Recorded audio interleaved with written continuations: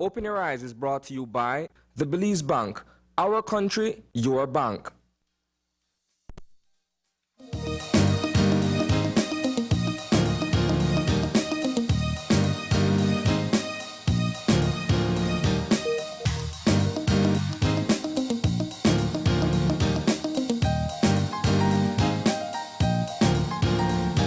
Good morning. Welcome to Open Your Eyes. Start your morning right. I am John Palacio. And I'm Marlene Cuellar, and thank you for joining us this morning. Good morning. My goodness. Rain out in the city. We have some drizzling going on. It's moist out, but nonetheless, like we always start the morning by telling you, we're so glad that we're able to open our eyes with you. Once again, good morning.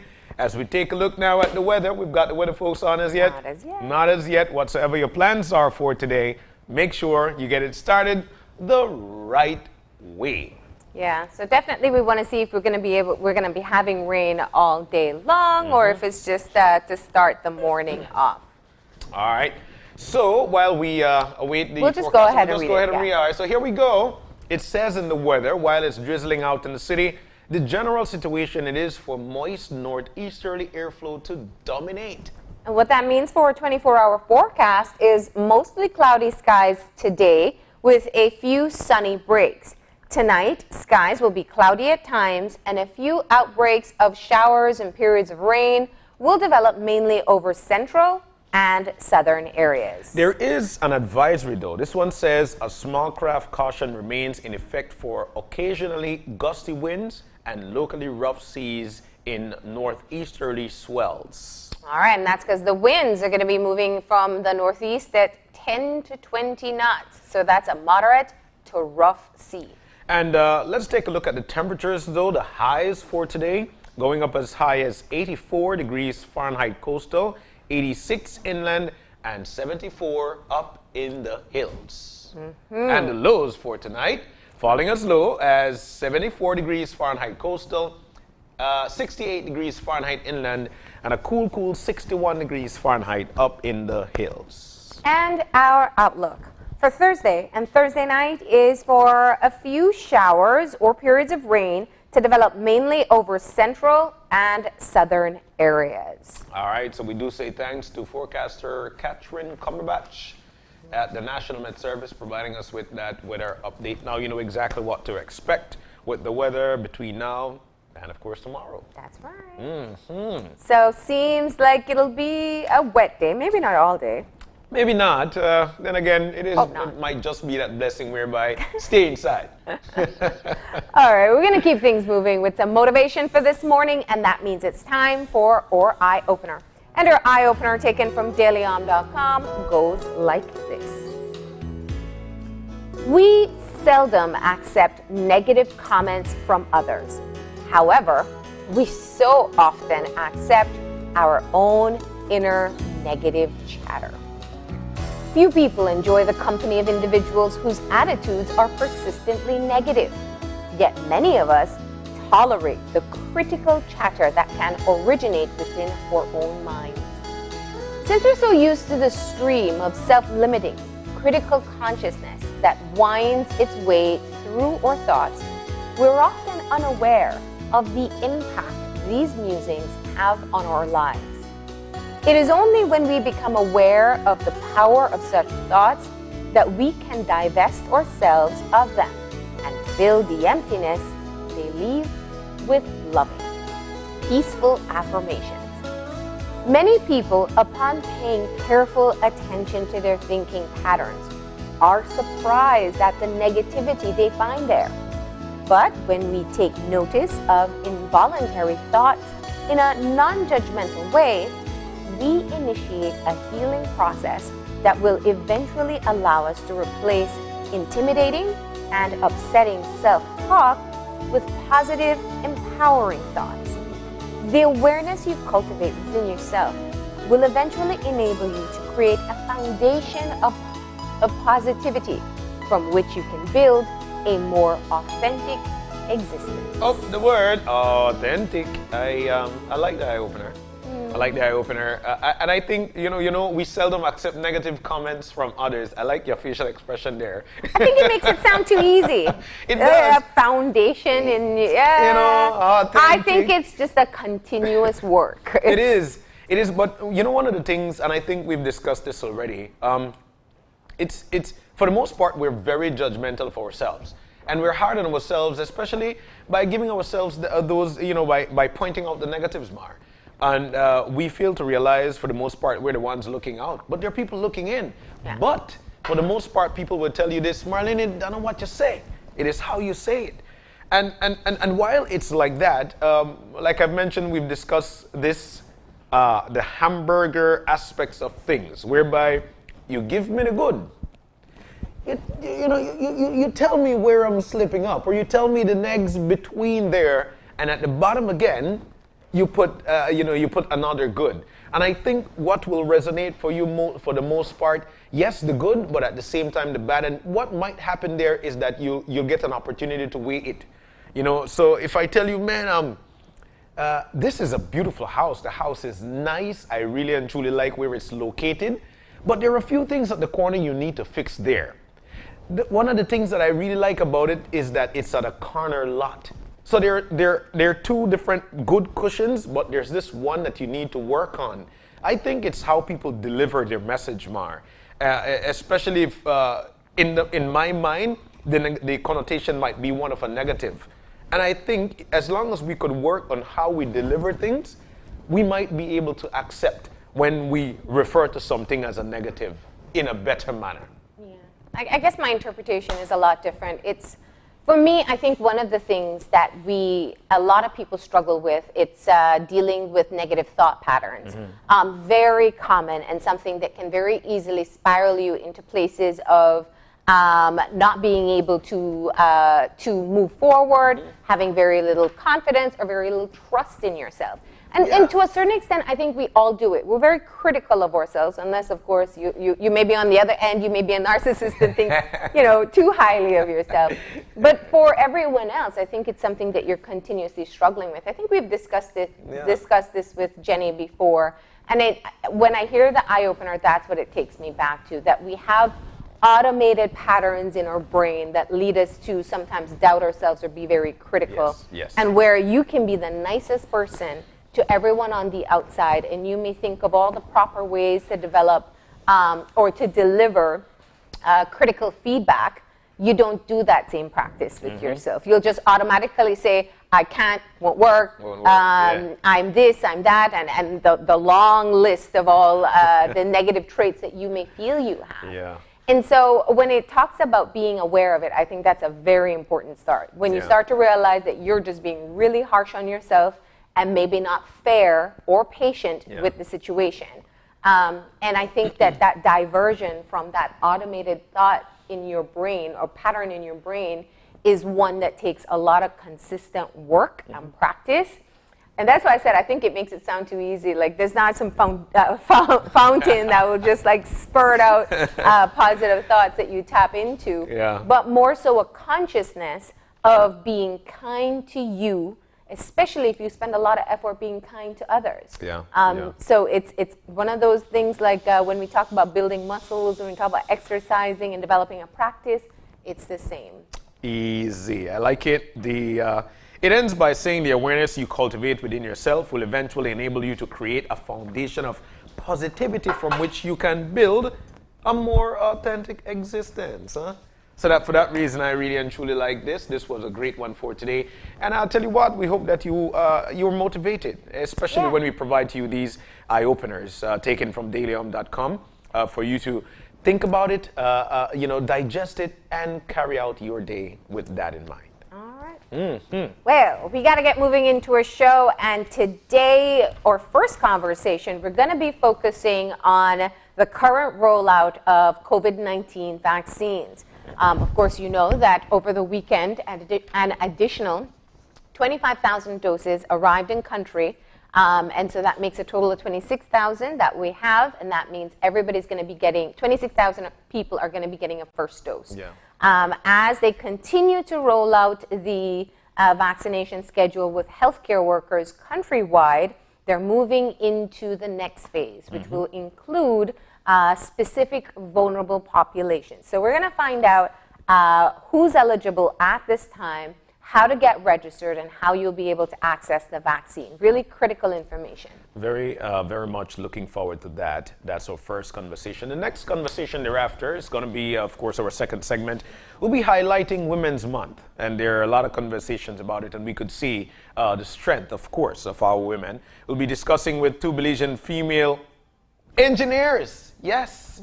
Two Belizean female engineers. You'll be meeting them. They'll tell us about their life story, and they'll tell us how they're carrying along, especially in those fields that are basically dominated by men. All right, so we'll be talking about that in our second segment.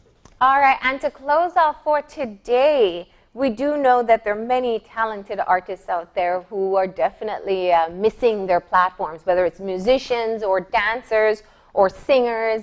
And so we're actually going to be talking to the owner of the Belize Afro Dance Formation about what she's been doing to keep her little dancers engaged and a cultural exchange that she's established. So we're going to find out all the details about that in the final part of our show. All right, so we've got three wonderful conversations we're looking forward to for this morning. We're about to take a break, but just before we do, we've got our birthday shout out. And we would like to say a big, big happy birthday to George Marin Jr., celebrating his 6 years today. That's cool. Among the best trim ever. And of course, Brianna Bennett, 17 years old. Happy birthday to you as well. There we go, Bree. Happy birthday to you. And today, yes, we have an extra special shout out as well. Extralicious, specialicious, happy 30th wedding anniversary to our co-worker and his wife, Dorette and George Tillett. My goodness, guys. 30 years. I know. Look at that hug. That now 30 years indeed. Look at that, man. There you go. Congratulations to both of you. Yeah. And wishing you all the best. George, I was joking. I felt like we just celebrated 25 with you last year. And now we're at the 30th anniversary. Yeah. But it is the love that they share. And guys, congratulations to you from your Channel 5 and GBTV family. Wishing you many more years together. And just before we take that break, I've got one final birthday greeting, and this one is for none other than Joylene Lino. Happy birthday to you, Joy. It's coming from your entire family, your loving husband, and of course your son, Errol Jr., wishing you all the very best on your very special day. That's Joylene Lino. Happy birthday to you. So we're about to take the break. When we come back, we'll dive directly into our first conversation. Stay with us. We'll be right back.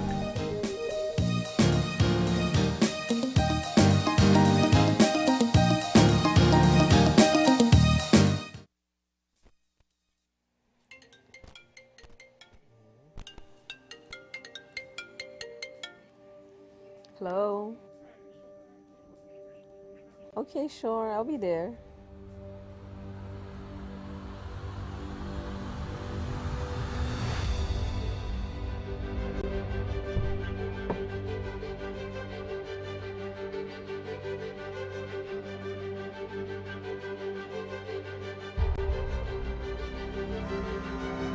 Hello? Hi, Mommy. When are you coming home? I really miss you. Hearing the voice of our loved ones can always lift our spirits and make us feel whole again. With Smart's Twice as Nice promotion, prepaid customers who make 5 minutes worth of national calls on Sundays can enjoy 50% off. Top double on all national calls for the rest of the day. Call your loved ones and enjoy half off all day long. Smart, bringing people together.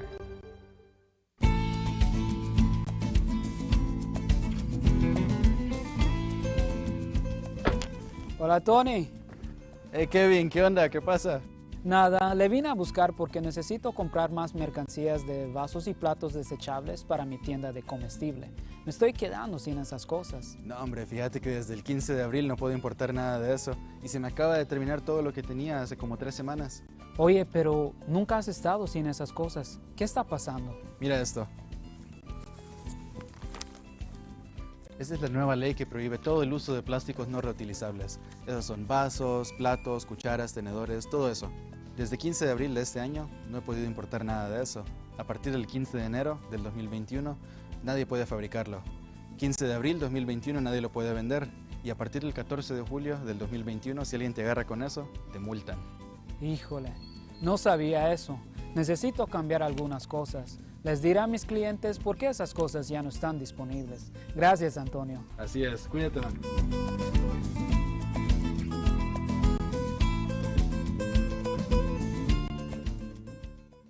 Congratulations to our Bellikin Poppers Topper winners today.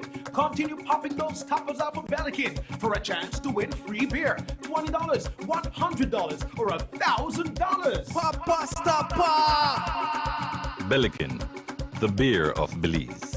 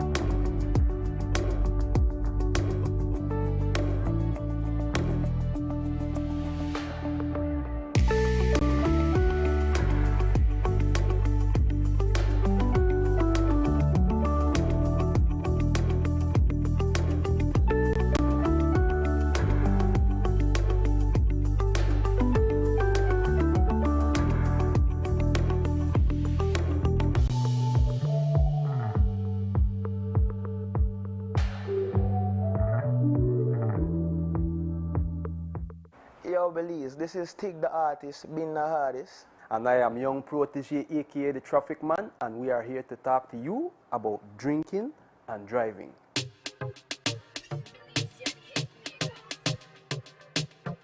You see me? I could party when I ready, especially with my fans them, but I don't drink and drive. Somebody always sober in my squad to drive. That's good to hear, birds, because there's no secret that too much Belizeans always they get in a crash because of drinking and driving. You know, almost 30% of Belizeans reported driving after drinking more than 2 glasses of alcohol, which is considered the legal limit of intoxication. And what's more, almost 40% reported often riding with a driver who was intoxicated, and over 25% reported driving a motorcycle intoxicated. This is a serious issue because Belizeans consume an average of 30 liters of alcohol per year, which puts us as the highest consumers of alcohol in Latin America and the Caribbean. Belize, we need to do better than this, man. Belizeans, let's keep our roads safe for everyone. Never drink and drive because you can't replay in a real life. Stig says so. Respect.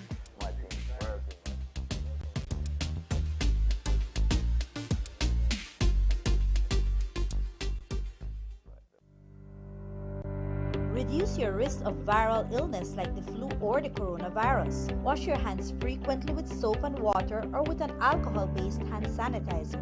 Cover your nose and mouth when coughing or sneezing with a tissue. Throw away, then wash hands immediately. Avoid close contact with anyone who has the cold or flu-like symptoms. If you become ill, please visit your doctor or nearest health center and share your travel history.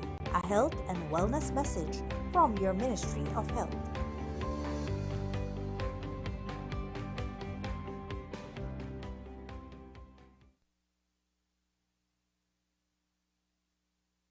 COVID-19 is an infectious disease caused by a new coronavirus introduced to humans for the first time. It is spread from person to person, mainly through the droplets produced when an infected person speaks, coughs, or sneezes. These droplets can land in the mouths or noses of people who are nearby. These droplets are too heavy to travel far in the air. They only travel approximately 1 meter and quickly settle on surfaces. This is the reason person-to-person spread is happening mainly between close contacts. The exact time that the virus can survive on surfaces is not yet known. So it is wise to clean surfaces regularly, particularly in the vicinity of people infected with COVID-19. Hands touch many surfaces, which can be contaminated with the virus. You should therefore avoid touching your eyes, nose, or mouth, since contaminated hands can transfer the virus from the surface to yourself. When coughing or sneezing, cover your mouth and nose with the bend of your elbow or use a disposable tissue. If a tissue is used, discard it immediately into a closed bin.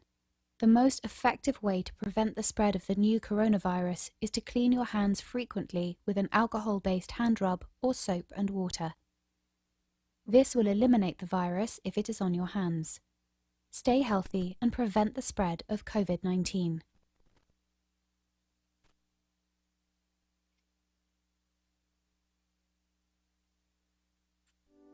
Persons at risk of becoming seriously ill from the flu or the coronavirus, people over the age of 60, persons with medical conditions they already had, such as diabetes or heart disease or conditions that has made their immune system low, such as HIV or cancers. At this time, there is no vaccine or treatment. Serious cases may need oxygen or ventilator support. Be caring and show support for your elderly loved one during this time. A health and wellness message from your Ministry of Health.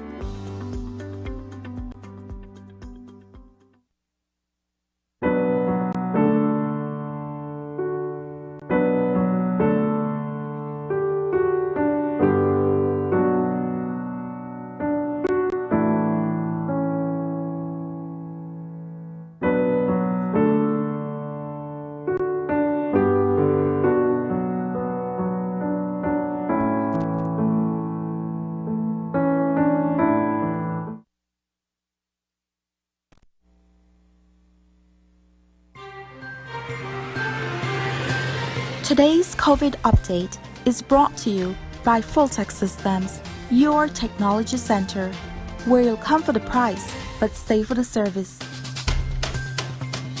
Welcome back to Open Your Eyes. We're moving now into our first segment for the morning. This one is a conversation that surrounds the eligibility criteria and how to get vaccinated. Now, in to talk to us about it, we've got Dr. Natalia Larga-Espada-Beer. She's in with us, technical advisor and maternal and child health at the Ministry of Health. And so let's get her on. Oh, there she is. Good morning. Good morning. And thank you for the invitation. It's always nice to have you in, Doctora. We know that the conversation, of course, is one to look forward to. It is like the hot commodity. We're hearing about the vaccinations. Here in Belize, we're so glad that we've now received some vaccines, and people are actually looking forward to it. It brings new hope, exactly where we'd like to start. We know that the criteria, we know that the criteria must be one to have. We must talk about it. But before we jump into it, can you give us what are the sentiments of Belizean at this particular point with respect to us receiving the vaccines, and then we'll go from there. What are your thoughts? Well, good morning to everyone, and thanks for having us on this show today. We can say that we have seen an increase in the demand for vaccines.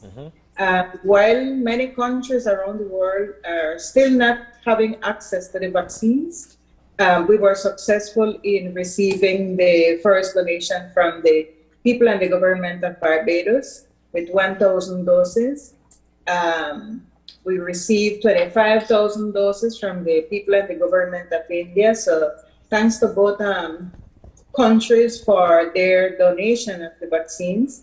And we have the upcoming first shipment from the COVAX facility with 33,600 doses. And following the roadmap that the country has laid out for the introduction of the COVID-19 vaccine, as you all rightly mentioned, is a message of hope for fighting off COVID-19.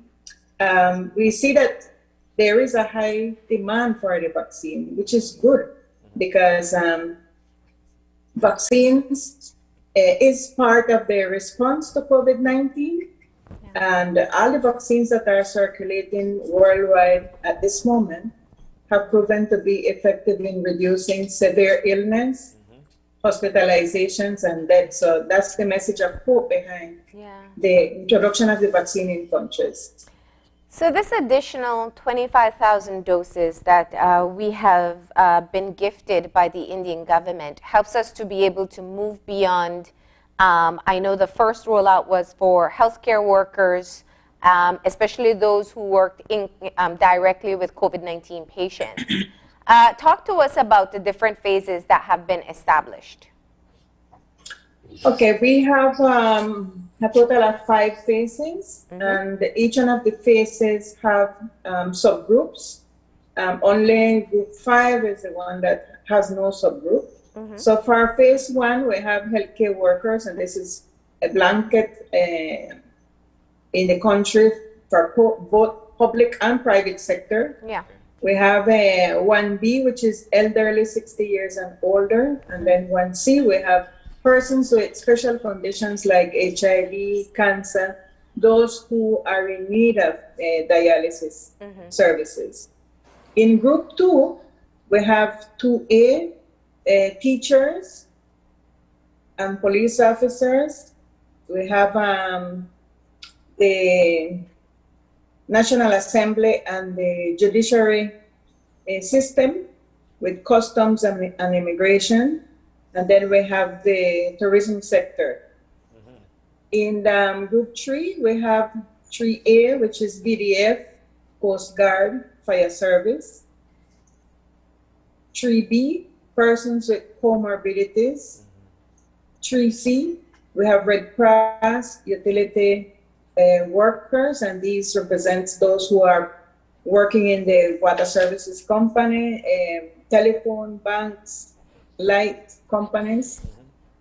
Then we have phase 4 with 4A being all other public servants, 4B, transportation workers, public and private, and then phase 5 correspond to persons 18 up to 59 who did not meet any of the above groups outlined from phase 1 to phase 4.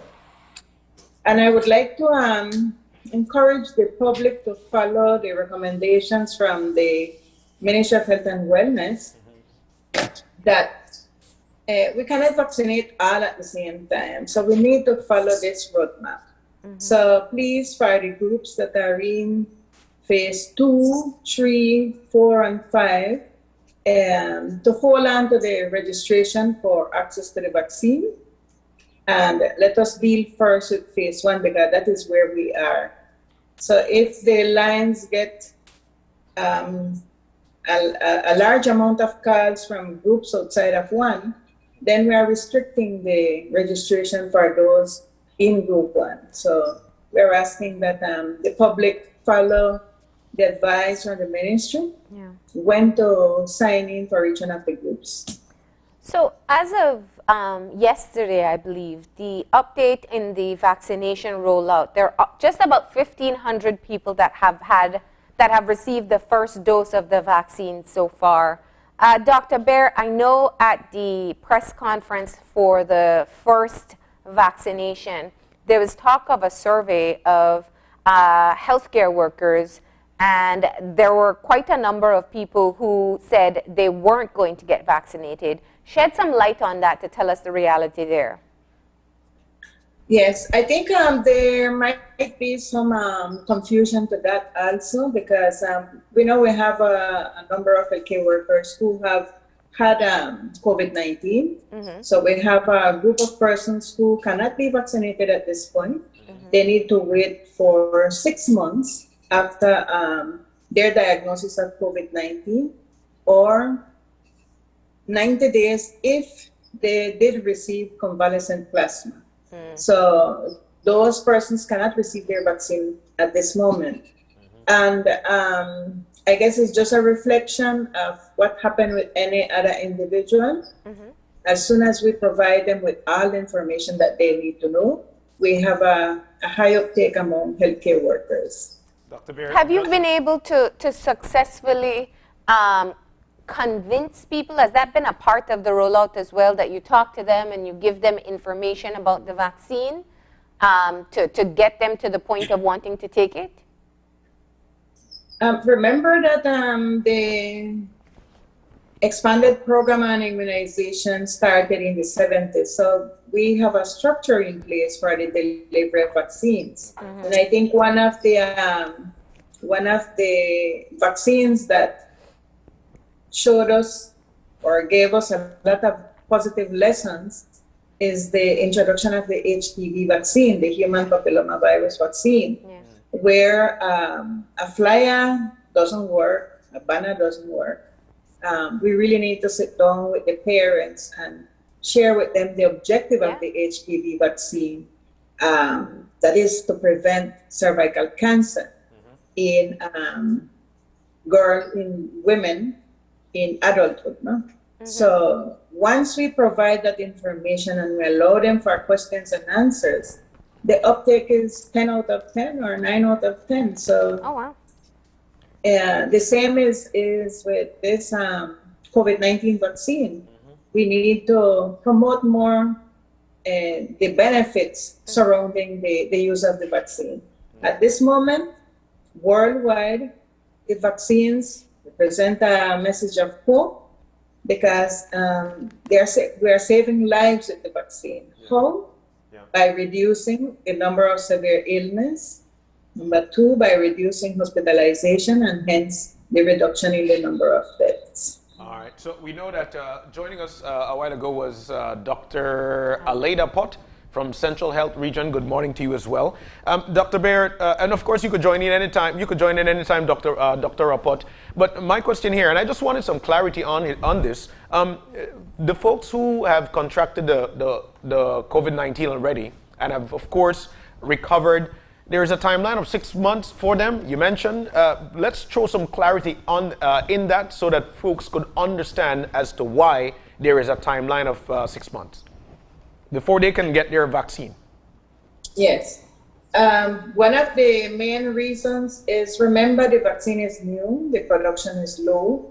And at the beginning, we thought, based on research, that the antibodies in response to the COVID-19 infection would last just up to 3 months. But the recent research is showing that antibodies protecting the individual against a COVID-19 infection increases to 6 to 8 months. So it's just allowing for those persons who haven't gotten the COVID-19 to have access to the vaccines. And in the case of the persons who had COVID-19, research is ongoing to determine if we should administer 2 doses or just 1 dose is enough for them. So we have to wait on the data. Yeah. Now, we have Dr. Pot with us. Dr. Pot, talk to us about how the rollout has been going in Central Health Region. Okay, so far, good morning, everyone. Good morning. So far, today, for the past 2 days, we have been doing rollout here at Central Health Region. Today, we will start with all the health centers, Cleopatra, Matron Roberts, Port Loyola, Ladyville Health Center. Keycocker has already started. San Pedro also had already started from since yesterday. So we have been doing our work on the ground, making sure that everyone, especially all the healthcare workers, get their vaccine. We still have pending some more dentists, pharmacists, and some lab technicians out there who are private that we need to start getting them vaccine.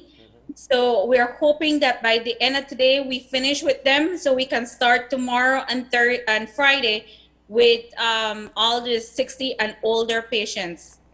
So that gives us some clarity, because we've seen where places like Belmopan and San Ignacio have moved into the phase, that's 1B, of vaccinating the elderly, the over 60 population. So we aren't there yet in Belize City, at least. No, we have a large amount of medical personnel on the ground, which we need to cover all of them. Just yesterday afternoon, from 1 o'clock up until probably 4:30, we were vaccinating people at Central Health Region. Like I said, today we are rolling out all to the other clinics. There's actually a mobile clinic today going to Doublehead, which will be starting doing 60 and over. And then we will be having, and we will be also announcing other mobile clinics that will be out in the rural areas so that the people can start getting their vaccine. Okay. So let's talk about this registration process that's ongoing. So if you have someone at home who's over 60 and you want them to get vaccinated, how do you know that you can get them on the list or get them access to the vaccine? You can go to one of the health centers to get registered, either with your Social Security, your voter's ID, or driver's license. Go to one of the clinics, get registered, or when you come for your vaccine at any of the sites, you can come with your ID to get registered and at the same time get your vaccine. You can also give us a call at 223-1791 or 613-8179 so that we can get you in the system, and you can also get your vaccine, and we can schedule out a time when you can come and get your vaccine. Yeah. Now, since I know these numbers were just launched on Monday, and Dr. Bear, you mentioned something a bit earlier that leads me to believe that you've been inundated with phone calls? That we are, sorry? You're inundated with phone calls with people wanting to register? Oh, yes.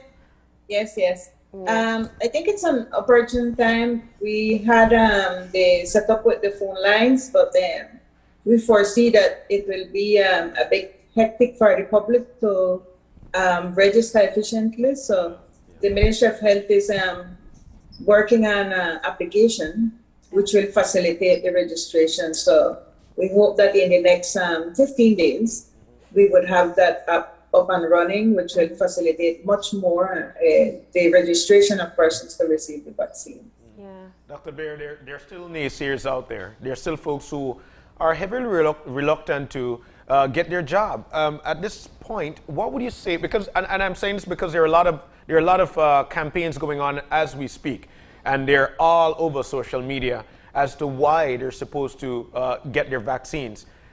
Let's get your side of it. Why should we get this vaccine? Okay, I would focus on 2 points. Number one is we have COVID-19 in Belize. We have seen the numbers of persons that are getting ill. We have seen the numbers of deaths related to COVID-19. At the beginning of the pandemic, we thought we were dealing with one more respiratory infection. But we know now that in many organs of the body, we have the ACE2 receptors. That is the one that allow the virus to enter the body and cause the damages. We have it in the pancreas, in the intestine, in the eyes, kidney, heart, liver, prostate, testis, placenta, even in the brain. So we know we are dealing with a systemic disease, and the heart also. We know we are dealing now with a systemic disease. We have patients that are reporting signs and symptoms even after being declared laboratory recovered or clinically recovered. So we are dealing now with COVID-19 as a cause for chronic illness. So that will increase the demand for services, and it will affect the life, the quality of life of these persons that were infected with COVID-19. So why expose someone to all of that when this can be prevented with a vaccine, the COVID-19 vaccine, in this case, the AstraZeneca vaccine that the ministry is providing. The next point, so the take-home message is, we thought it was a respiratory infection. It is an infection that affects many organs in the body, and it can lead to chronic illness. So that's the first main reason that we need to look for accepting the vaccine. The second one is community immunity. How do we build the defense in the community to fight off the infection? Yeah. If we look at our numbers in Belize, in 2020, we had 10,900 cases of COVID-19. We had almost 300 deaths. And if a community to be protected against a disease, you would need to have 70 to 85% of the population already infected to build the antibodies. Then that means if we use these same numbers, if we go for natural immunity, we would have to wait till 293,000 persons in Belize get infected with COVID-19. And we all know the difficulties we face managing 10,900. So imagine 292, there is no way the system could address these. And the number of deaths, minimum would be 7,000. We know that that is just the minimum amount, because if we cannot provide services for all, then that will increase the number of deaths. So it's just looking at the numbers when making a decision. So community immunity, or the defense that the individuals in a community can build up to a disease. Belize is one of the countries in the world, like every other country, where the decision was to get that community immunity, that community defense against COVID-19 through the vaccine and not through the disease. Yeah. So I think those are three strong points that, I mean, if we never had no case of COVID-19, if we never had no death related to COVID-19, and we only hear about COVID-19 in other countries, then we could say, well, let's think it over. But we know we have it. We know we have it. And we also know that there is the possibility of reinfection. That's been confirmed now. The other question I had, Doctora, when we look at the phased rollout, one of the vulnerable populations that is noticeably absent is obese and overweight persons. There are multiple studies all over the world that have proven that obesity is a major risk factor for complications and death due to COVID-19. Why has this not been considered by our Ministry of Health, especially understanding the fact that we are, is it 60% of our population that's overweight or obese? Between 45 and 60 probably. Yeah. But I tend to differ with that, because it is included in it. We are seeing obesity as a comorbidity. So you will find obesity among all these different phases. So we are covering obesity. When we reach the group 5, that is where we would definitely do some prioritization also. So the roadmap is dynamic, but right now what we have is these 5 phases layout to serve as a guide. But it doesn't mean if we are successful in getting the amount of vaccines that we would like to cover the target population, we would have to prioritize as we go down, especially in group 5. We're still at group 1. 1A. 1A. Yes. So we're still at group 1A. We're expecting Group 1B, Group 1C thereafter. Can you give us a timeline as to when we'll actually see a full rollout? Well, we are full rollout, you know. It's just that we're starting with healthcare workers. Yeah. And we know that the vaccine, like any other vaccine, like any other medication, have side effects. And the vaccine, one of the most common side effect is at the injection site, pain and redness or swelling. But also we have body ache, we have headache, we have nausea, other minor side effects. But we know that people can call in sick or take a day off if they are not feeling that well, as part of the response of the body to building these defense against COVID-19. So with healthcare workers, it's not like we can provide all of them at once. We have to schedule them throughout time, allowing for those potential calling sick after receiving the vaccine. So that is, I think this is the group that will go the slowest, the healthcare workers. But once we move to the other groups, then it will go much faster. And the monitoring of side effects, is that included in the administration of the vaccine? Of course, we already have surveillance of side effects of vaccines established in country. Every country that have a vaccination program have this established. And for the COVID-19, this is no exception. Rather, we are enhancing the surveillance system. Okay. With the application that we are developing currently, there will be a follow-up for persons after receiving the vaccines to document all the persons that have side effects. Okay. And what type of side effects have been registered so far with the 1,500 that have been vaccinated? Fever,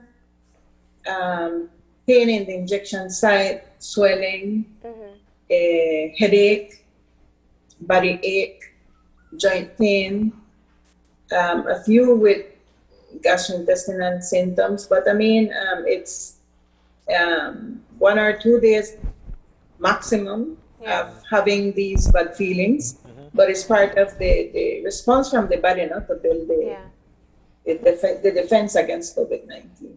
And what's the percentage? How often do you find someone who has these mild side effects?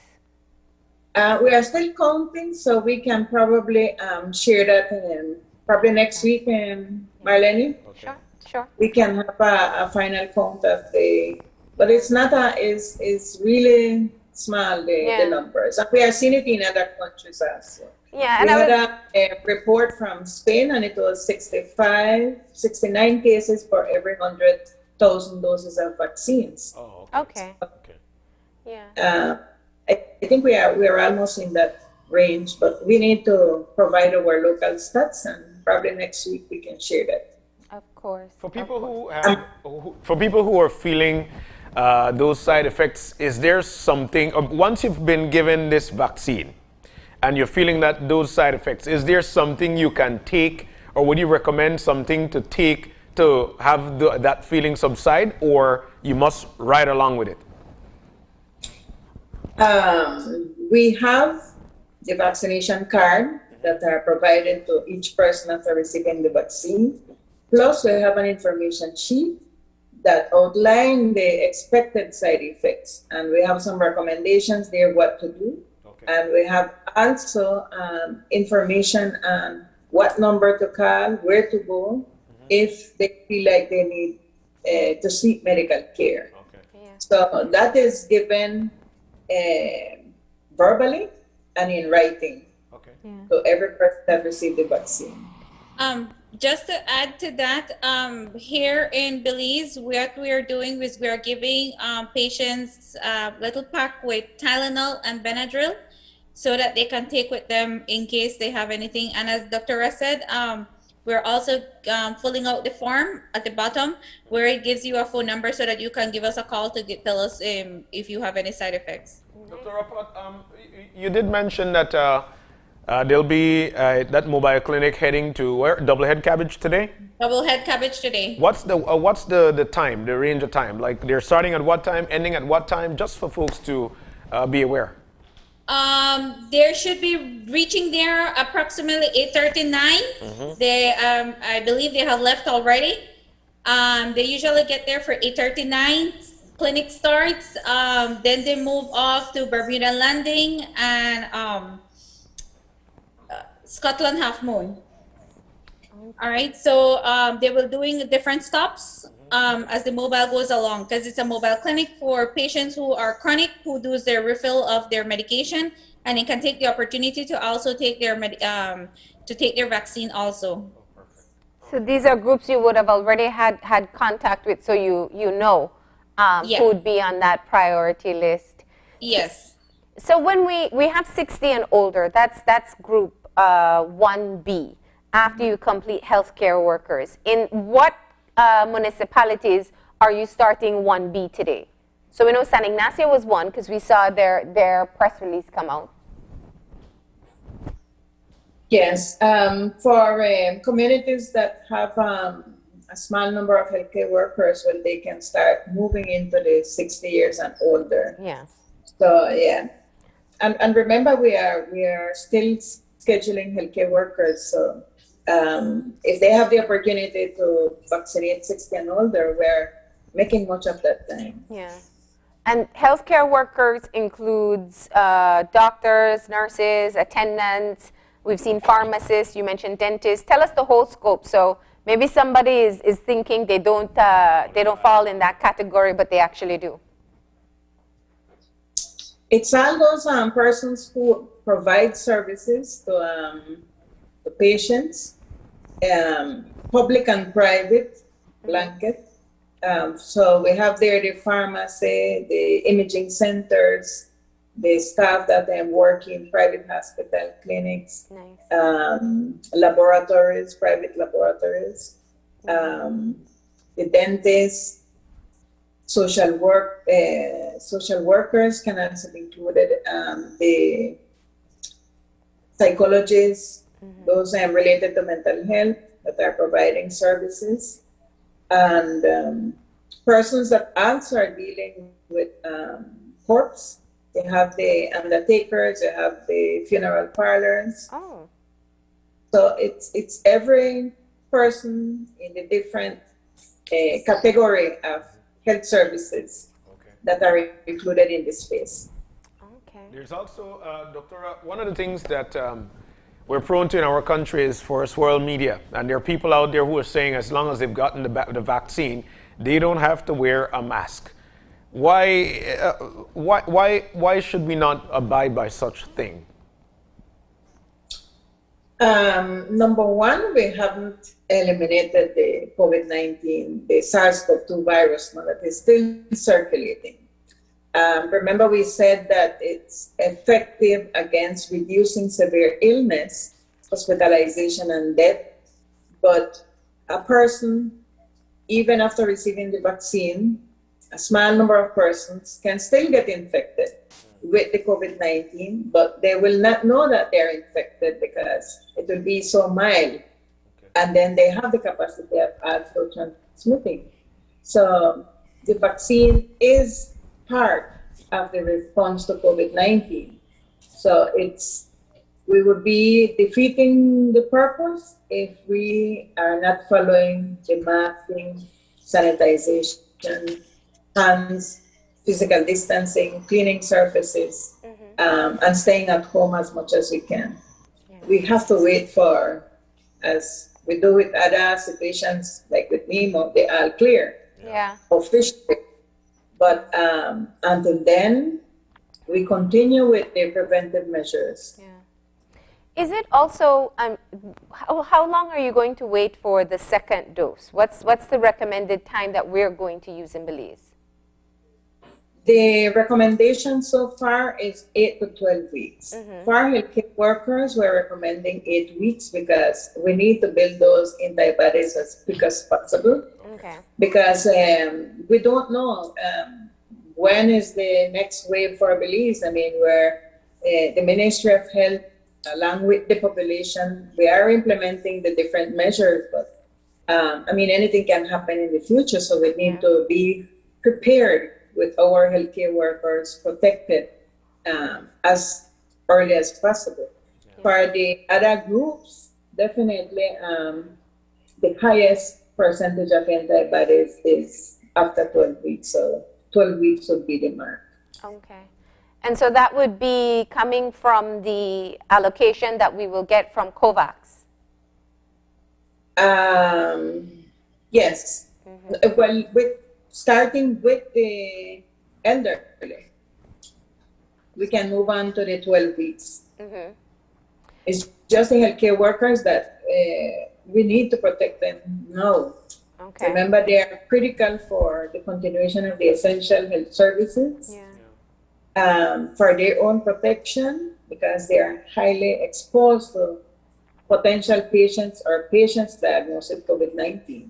And plus, they need to be protected so they can protect the patients they come in contact with. Yeah. And looking at the time in between those two doses, it is critical for people to know that it's even more important that they follow through with all the safety protocols, because they can still be exposed during that time.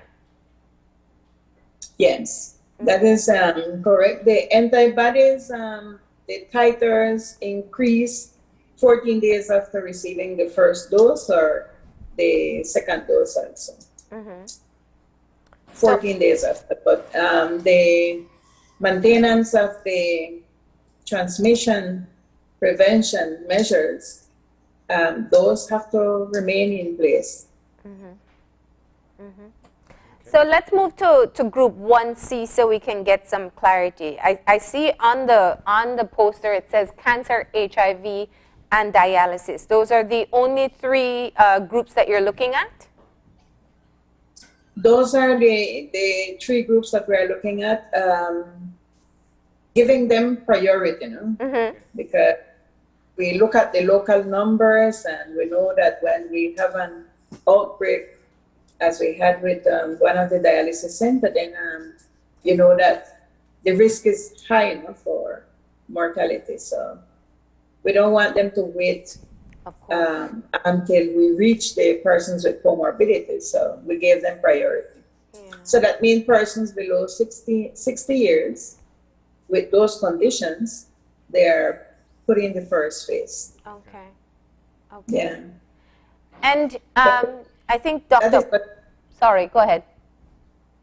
No, that is what that 1C means. Persons below 60 years that are being affected with those diseases. Conditions. Dr. Pott and Dr. Bear, I know that one of the things that maybe is important to recognize is that there is a very active community mobile clinic that we have in Belize. Will this also help with some of the rural areas so people don't have to, if they're already vulnerable, so they don't have to travel to a clinic in a main town or city? Yes, for us, we have different mobile clinics that go out into the rural areas. Mascal, Ribbon Ridge, Sand Hill, Gardenia, into Doublehead Cabbage, all those areas over there, Boreal Boom. So we are trying to cover all the rural areas here in Belize as we speak, and we are trying to have mobile clinics out of the mobile clinic schedule to have people being vaccinated. All right. And just looking forward, Dr. Bear, do we know the estimated timeline for the COVAX allocation is the end of March, early April? Is that still on schedule, and do we know how much that first batch will have as yet? Yes, we are working on the administrative process for payment and and receiving the vaccine. The final allocation is, remember, 100,800, but it will come in 2 shipments. The first one will be 33,600 doses, and then the second one will be 67,200 doses. And then we would have a balance with COVAX for 138,000 doses that we probably receive in the second half of the year. So the first shipment, we're expecting it early April. So this 25,000 that we're administering now will, by then, will be completed, awaiting the 33,600, and then probably 1 month after or 2, we will receive the 67,000. And so forth, as soon as the vaccines become available. And so that first batch from COVID, that somewhere over 30,000, that will be the second dose for this first group that's gotten their first vaccination? We have 2 options, or we start administering second dose, or we continue with first dose until we reach approximately 120,000 first dose. Then the rest would have to cover second dose. Okay, so that decision hasn't been made as yet. We are still considering it, but for healthcare workers, yes, definitely. At 2 months, we have to start the second dose.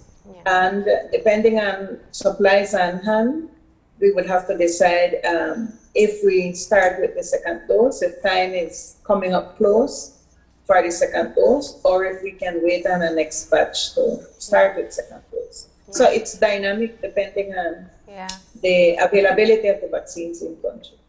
And we know there's still active soliciting taking place to get additional vaccines as well. So hopefully that works out as well. From your perspective, both of you, please share your thoughts. The fact that we've been able to get 1,500 people vaccinated so quickly, does it show? Because if you read things online, if you listen to chatter, you may think, oh, a lot of people don't want it. But it seems that those who are eligible are openly and open and willing to take the vaccine. Tell me your thoughts and perspective so far. So far, here at Central Health Region, our phones are non-stopping. People have been calling 60 and over, trying to get an appointment to get their vaccines. So we notice that a lot of people, even though, yes, the people out there are saying, no, they don't want, they have heard this, they have heard that. But our phones have been calling nonstop. People have been calling nonstop to try to get the vaccine. Where can I get my vaccine? How can I get an appointment? All those questions are being asked to us every single day so that people can get their vaccines. Fair enough. Dr. Bear? And I will share that I received my first dose. Because of the amount of work that we have pending dealing with the introduction of the vaccine, there is no way I could allow myself to call in sick. So I followed the recommendations and the leaflet where we can use acetaminophen or ibuprofen. And I started taking it even before the vaccine. So I did not experience no side effect other than a little pain in the arm at the injection site. Nothing else. And yes, we definitely need you on the ground there. And you are within the first category as a healthcare worker as well. The other question, I think, is looking at persons who already have allergies. In some countries, I know they ask you about what your allergies are. Are there any groups of persons who may not qualify based on allergic reactions they already have? We have a screening questions for persons who will receive the vaccine, and that include exploring the history of allergies, including asthma. So we are recommending that persons with history of any type of allergy and asthmatics be vaccinated in a hospital setting and not community setting. And the only contraindication for the vaccine is if the person had suffered anaphylactic reaction to any component of the vaccine. The AstraZeneca vaccine, the reports coming out of the different phases of their trials did not report any anaphylactic reaction, but as usual with any other vaccine, we go prepared for any case of severe allergic reaction, which we have not documented any as yet. And we haven't heard other countries using AstraZeneca reporting anaphylactic reaction. But every individual is different, so we just have to be prepared. I want to stress to the population that the vaccine is safe. So we are here to provide the vaccine for our own individual personal protection, protection of our family, co-workers, community members, and the country at large. No? Yeah. And just lastly, just how does it feel from your point of view, especially you, Dr. Bear? We are less than 1 year after our first case was identified, and here we are rolling out the vaccination. What is the sense like for you? I think compared to other vaccines, we may think that it's too early to have a vaccine, but the scientists, they want them who are specialists in immunization because of the technology that already exists for the production of vaccines. Their comment is different. They are saying due to the pandemic and the technology that already exists, the vaccine is coming in a bit late because we should have had, or there is the capacity to produce vaccines in less than 100 days. That's the mark that they want to establish because it's to save lives. So we are seeing that many countries don't have access to the vaccine as yet. So we're among those few countries that have the privilege to already start the rollout of the COVID-19 vaccine. And Dr. Pat, close us off with that information. Once again, as you said, in Central Health Region or in Belize City, we are finalizing the rollout for healthcare workers and healthcare professionals. And if someone is over 60, has HIV, cancer, or is on dialysis treatment, and they're under 60, how do they get on the list to be vaccinated? Well, like I had mentioned before, you can call us at 223-1791 or 613-8179, or go visit any of the health centers to get registered and take the opportunity also to get your vaccine, because we will be having the vaccine at the health centers. All right. Well, both of you, thank you so very much. Dr. Natalia Beer and, of course, Dr. Aleida Pot. Thank you guys so very much for providing us with clarity on the vaccine rollout across Belize. Thank you. And we should close off. In fact, I think we had a poll ongoing at this time, so they're going to put up the results for us in that segment before we close off. When it's your turn, will you get vaccinated? 73% said yes, and 27% said no. So there we go. That's very a quick pulse of our viewers this morning. So thank you for participating. And Doctoras, thank you very much for helping us gain more clarity. All right. We're about to take... Thank you. All right, so we're about to take a break. When we come back in our second segment, we'll be talking to 2 Belizean female engineers as we highlight Women's Month. Stay with us. We'll be back. This COVID update was brought to you by Fulltech Systems, your technology center, where you'll come for the price, but stay for the service.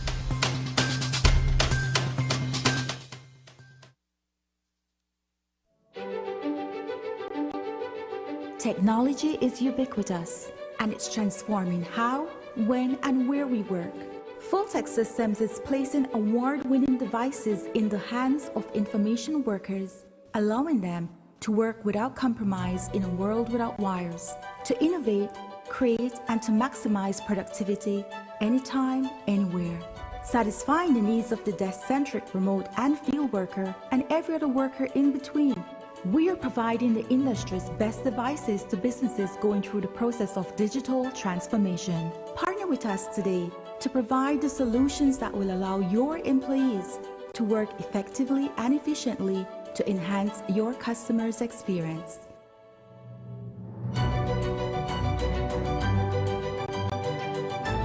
Full-Tech Systems, your technology center, where you'll come for the price, but stay for the service.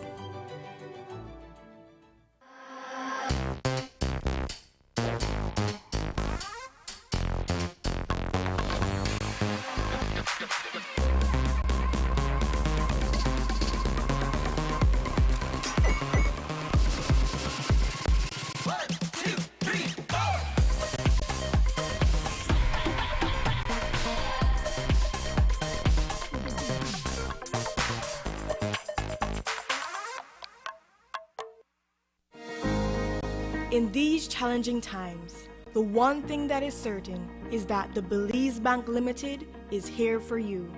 There is nothing more important than your health and safety, and we continue to make every effort to make banking safer for you. Our staff is working around the clock to make sure you can do your banking conveniently 24/7 using our mobile banking app and online banking and keeping ATMs up and running. We value your relationship with us and are here to provide the support you need. First responders are also out there 24/7.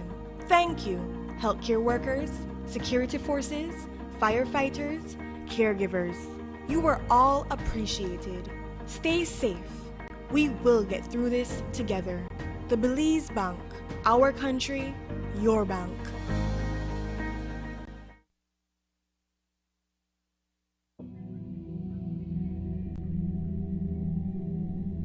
If it continues the way it is going right now, you would be surprised to see what will happen in the next 10, 15 years.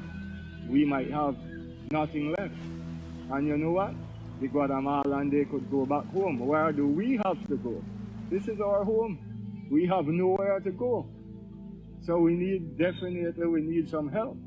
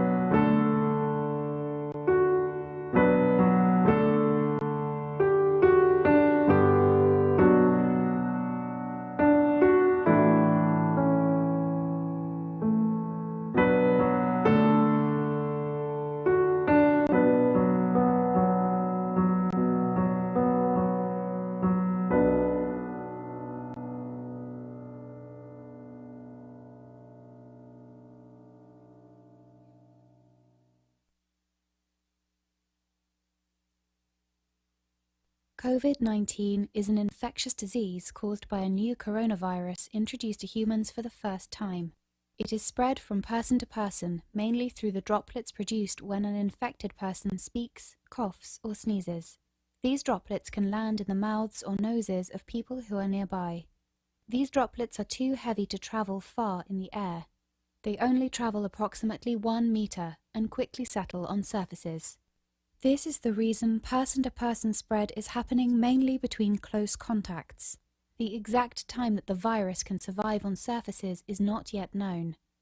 So it is wise to clean surfaces regularly, particularly in the vicinity of people infected with COVID-19. Hands touch many surfaces, which can be contaminated with the virus. You should therefore avoid touching your eyes, nose, or mouth, since contaminated hands can transfer the virus from the surface to yourself. When coughing or sneezing, cover your mouth and nose with the bend of your elbow or use a disposable tissue. If a tissue is used, discard it immediately into a closed bin. The most effective way to prevent the spread of the new coronavirus is to clean your hands frequently with an alcohol-based hand rub or soap and water. This will eliminate the virus if it is on your hands.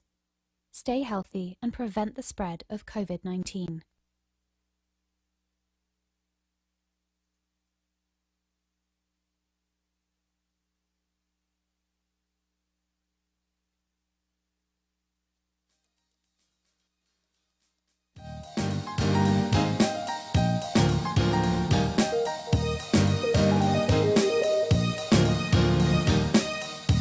And we are back, and we are continuing with our programming. We do have with us two guests, but we're going to take a quick diversion from our program as we join Dwayne Moody, who is live. There is a very serious car crash that took place on the Boom Road cutoff this morning, and we are told that several persons have been injured, and he is on the scene. And we are going to go to that at this time.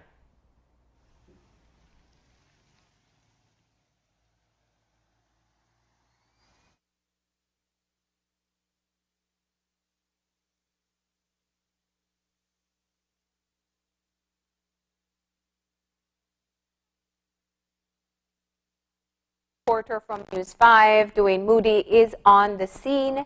And we have very limited details as to the number of persons who have been injured. And indeed, what we could tell you right now is that it involves 4 vehicles. And what we're seeing right now, of course, is a bus. Dwayne Moody is out there. He's live on the scene. So what's on your screen right now is live right here on Channel 5. 4-vehicle pileup on the Boom cutoff. As soon as we could get some more information, of course, we will be sharing that to you. As to the extent of what occurred or what really occurred, we're not sure as yet. What we're telling you is all we know as to 4 vehicles in this accident, traffic accident on the Boom Road. That's it. Yeah, and as far as we know, it took place early this morning. As we had said earlier, there were rains in Belize City. It does seem like it's raining a bit out there as well. Yes, it does. It does seem like it is raining out there. So we know that the terrain, of course, is a very slippery one. For those who are planning on going through that particular area or driving on the highways, we ask for you to please take heed, as anything can happen at any time. What you're seeing on the screen right now is a 4-vehicle pileup on. The other 2 was behind us, just like how the white one was there. The other one was back of us here, and they were coming at full speed. The grayish red running to the black red over there. Okay. Yeah. Wow. But nobody not get hurt though? Nobody get hurt critical like much. Yeah. Okay. Alright. Okay. Alright. Okay then. Alright. Thanks so much, Ren. Alright. Yeah, so essentially that's what happened, guys. This food truck relay. All right, so that was the update there from Dwayne Moody. If you are going to be traveling on the George Price Highway, we got some confirmation there. You should know that you are in for a bit of a delay as there was an accident on the highway, and it does serve as a very important reminder. You know, it is a rainy morning. Yep. But even if it wasn't, please take care on the highway so that you can reach wherever you're going safely. So once again, just for clarity, it's not on the Boom Road, but on the George Price Highway. Yeah. All right, so that's just to clarify for you. That story and more coming up in our 6 o'clock news report. Of course, check out our Facebook page, which of course Dwayne is actually reporting on live as we speak. And we move on now into our second conversation for the morning. This one will be with 2 Belizean female engineers highlighting Women's Month. In with us, on the screen with us actually, is none other than Rami Chia who is the director of Chia's Engineering Company Limited, and Megan Martinez, site engineer at M&M Construction Company Limited. Ladies, good morning and welcome. And thank you for your patience. Good morning. All right. So let's jump on into it. I must say that it is with great pride that I welcome you guys in this morning, simply because Women's Month, the fact that you guys are actually, how to say it, putting yourself in a position to lead like you've always been, coming out of the families that you are, and now two wonderful Belizean female engineers. What is your feeling like at this particular point, especially with the field that you hold? Let's go now to Rami. Rami, can you tell us, what's your feeling like? The feeling of being a female engineer? Yes, ma'am. It's very empowering. It is like it's like waking up in the morning and know that you'll make a difference in whatever you do. Yeah. Yeah. Why did you choose this? Why did you choose that? Why? Because when I was in high school, I met this lady from Orange Walk, actually. She is a contractor, Miss Kechi Oreo. And that lady showed so much power and force when she reached a job site. I was friends with her daughter. And when I saw that, I said, that's what I want to be. I want to run this world. Yeah. That's how I'll do it. I love it. I love it. So, Megan, tell us a bit about why you chose to be an engineer. I think mainly what Rami said too. I think, well, for me, I just really loved physics and math in high school. And when I went to sixth form, I did physics and math. And I thought to myself, what engineering can I do? And I said, what's the most practical engineering in Belize? It's just civil engineering. Civil engineering it's such a broad spectrum engineering. It's transportation, structural, hydraulics, you know. So I think I knew that would be the most useful in Belize, especially because we're such a developing country. And I just wanted to come back and basically build Belize. And that's what I'm grateful I'm able to do now. Well, ladies, I gotta say, I love the video that the Association of Professional Engineers put out highlighting women as engineers. One, because it shows just how many women are actively involved in the profession, and that all of you spoke of the contribution that you would make in the country, and that was part of your motivation. Yeah. This is a time where across the world we're talking about encouraging more girls and women to get into what they're calling STEAM careers, science, technology, engineering, arts, and math. So you guys are a part of the pioneering group. And do you still find that it is, I mean, what is it like for you being part of the first crop of women who are involved in this career? Gia? Whoever wants to start, go ahead. Is that it kind of froze. It kind of froze. It froze? I didn't hear the last yeah, you said, sorry. I was just asking, you know, it still is a predominantly it's male-dominated field. How does that impact your work? Well, it impacts it in the way that, well, luckily here in Belize, we're being accepted more and more. Yeah. As you see in the video, we have quite a few female engineers. That's not all of us. There are more. Yeah. There are a few more of us. But, well, the video highlighted a few of us only. And it's being accepted more and more, but we still have that stigma that this is a man's world and it should be run by men. And some men have that macho feel that they do not want a woman telling them what to do or telling them when they're wrong. Mm-hmm. But I think once you get past that hurdle, it's smooth sailing because women bring a different perspective to everything that they do. So while the male look at it in a more structured way, we bring in also a social aspect. Mm-hmm. She's totally right. Because we also bring in some feeling, which is good when you design, and it's good when you're working with people because you take into account more than just the math, the science. You take into account feeling, and that's something that women bring to the table. So I think we're getting there. we're not there yet, but we're getting there as Megan? women in engineering. All right, Megan, your perspective on that. I really like what Rami said. Let's get your perspective, Megan. Well, I think for me, coming in so young too, I think it was being a young female engineer. I think it was, I think everybody who I worked with accepted me, and I was so grateful for that, because every fear, or I think probably most women going into this male-dominated field, is that, you know, you won't be taken seriously and you won't be respected. But I thankfully was able to work with my company, who is so accepting, and so they really believed in me to lead a project and to, you know, supervise the work. So for me, my experience has been great. You know, I just wish I could encourage more girls to realize that, you know, it's not as bad as you might think. But at the same time, it is a male-dominated field, so you're literally 1 in 100. So obviously that will make you feel, you know, like the minority, but it's just kind of pushing through. And you know, that one bad instance you might come across with some person, you just have to move past that and continue to be very, very strong-minded and very, very, you know, persistent in the work. What was your first day like on the job, Megan?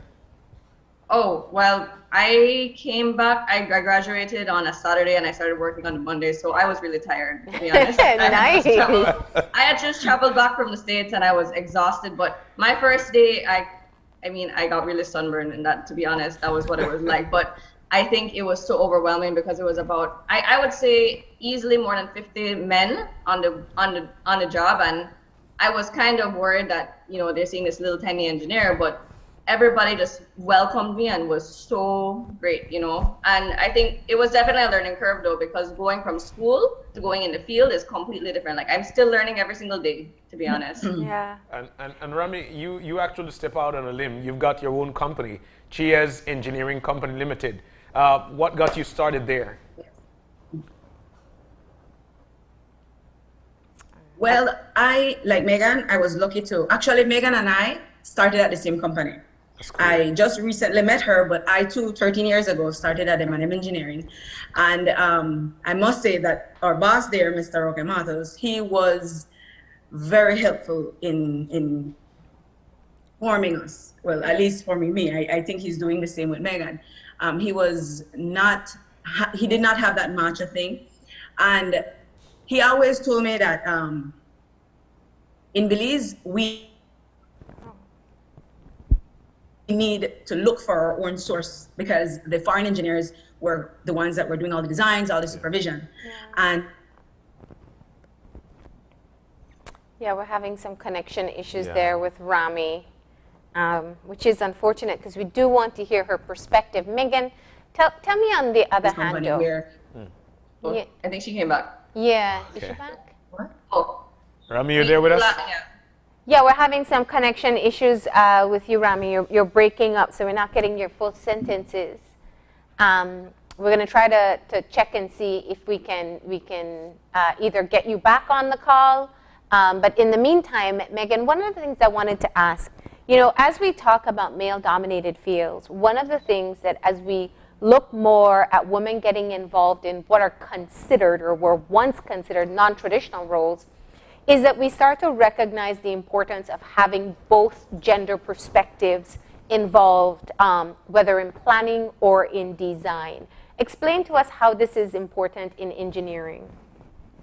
Oh, it's so important. Like Rami said, that it's such a male-dominated field that, you know, I think we need to have more of us out there and to make their presence known, so that it's not such a, I guess, a big deal when you see a woman in the field. It's kind of like, okay, you know, it's normal. We need to normalize the women doing the field work, you know, climbing up the scaffold, inspecting something. We have to make sure that every single person in this country is used to seeing that, you know, it can't be so shocking. So, and and it's nice when somebody offers a hand, you know, stretches out a hand to offer you help, and, you know, that's polite and nice, but it shouldn't be because I'm a woman, you know. It should be just because of common courtesy. We need to be all treated equally then, you know. Yeah. And do you add, I think, more perspective when you contribute to a design idea or an implementation? Oh, of course. You know, it's always exciting when you're able to, like, you know, bring your opinion to the table, and that's the thing about engineers. Engineers have this bad, I guess, rap with like engineers are arrogant, but when you work with a team that listens and takes your perspective into light, which is what our Mr. Roque Matos does, he's such an excellent boss. He really listens to everybody, and he takes everybody's perspective, and he doesn't treat you different if you're a man, woman. You know, it's amazing. You know, so I've been very fortunate. It should always be across the line, indeed. Rami, you're back with us? I hope so. Yeah. there. But like I mentioned earlier, you know, you stepped out on a limb. You're now with your own company. You've got your own stuff going on, which is of course entrepreneurship. How did you, or what got you into it? What put you there? What made you want to do that? Well, like I was trying to say before I froze,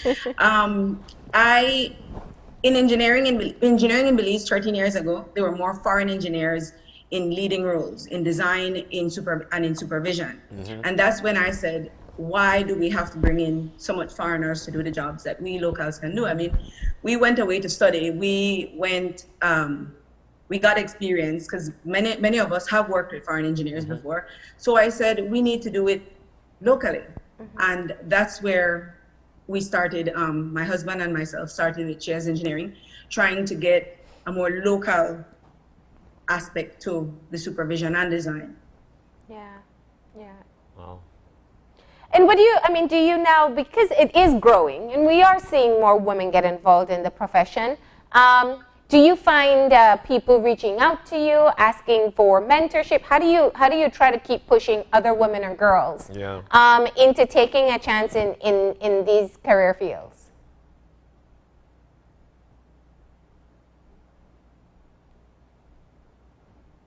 All right, let's go to Megan. Yeah, it's a connection issue. Megan? Oh, I think Rami's back. Yeah, I think she froze again. Yeah.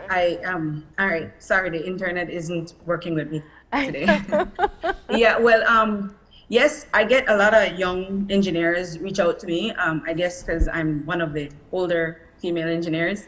But I try my best to encourage. And when I know that an engineer, either male or female, is going through the struggles that we all go through, especially the female engineers, I try to encourage them and let them know that they're not alone, because we aren't.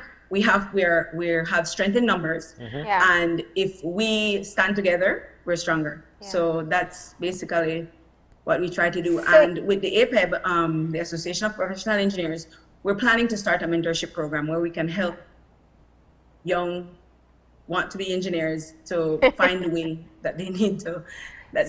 You kind of brush past it there. The things that all the young engineers face when they come back, or young female engineers face. Tell us about the realities and whether, I'm sure what it was like for you when you first came back to what you're seeing now. There's probably been progress, but I'm sure that there still are some elements of sexism that you may be facing, especially when you're heading out into sites. All right. Well, for me, 13 years ago when I came back, it was very male dominated. I think I was one of maybe 2 or 3 female engineers in the country. And when I would get to a site, it was horrible. It was having that daily struggle, trying to find how to balance what you know with how you look. Because people look at you as, like Megan said, just that little girl.